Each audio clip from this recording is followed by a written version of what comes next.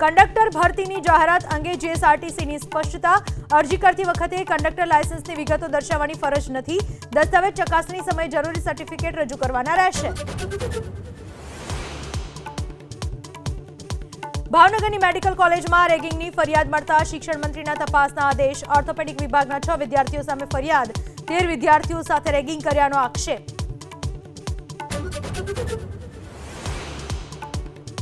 દ્વારકાના ઓખાના સુદર્શન સેતુ પર યુવતીએ કર્યા જોખમી સ્ટન્ટ. ઓખા પોલીસને પડકાર ફેંકતો વિડીયો વાયરલ. વ્યૂઝ વધારવાની હોડમાં કારના બોનેટ પર બેસીને જીવ મૂક્યો જોખમમાં.